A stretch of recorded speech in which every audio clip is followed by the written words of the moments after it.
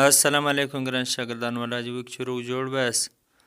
راځو د نن سبق ته د نن سبق چې دی هغه بیا هم په انګریزي کې ډېرې په زړه پورې جملې دي ډېرې کوچني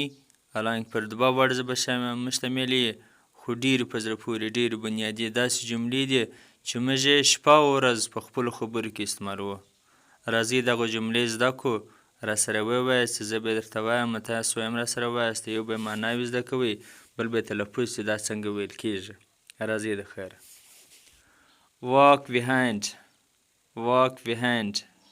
شاته ځه یا شاته سه all right صحیح دی walk ahead مخته ځه مخته ولاړ سه don't hesitate بګراویږه مه follow us په موږ باندې پسې سه not well ښه نه یم یا ښه نه دی د دې ښه په جواب کې دا ویل کېږي چې پلانکي څنګه دی یا ته څنګه یې not well ښه نه یم یا not well ښه نه دی just now بس ته اوس ask yourself د خپل ځان څخه پوښتنه وکړه run away منډه که watch out په توجه باندې په پام باندې ورته وګوره go to someone یو چا ته ورسه come back soon برته ژر راسه برته واپس ژر راسه don't avoid him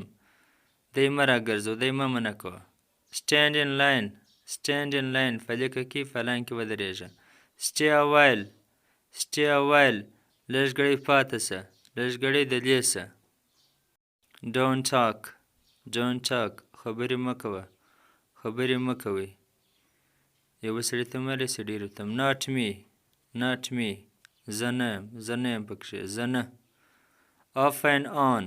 off and on کله ناکله دی کله ناکله راځي he comes off and on smile for a while لږ ګړی وخانده smile for a while thank you مننه د مننې دپاره ویل کېږي too much بیخي ډېره نه وایي بیخي ډېرې دي یا بیخي ډېر دي بس enjoy yourself خپله خوند پر واخله follow him په ده پسې سه good night ښه شپه good luck ښه قسمت ښه بخت مونږ چاته وي ښه بخت ولري ښه شپه ولري that is wonderful ډېره ښه خبره ده یا موږ ډېر ښه خوندور ډېر ښه خوند یې وکړي your turn ستا واری ستا ځل no problem هېڅ خبره نه ده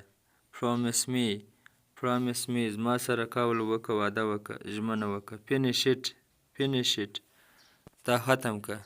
دا مکمل که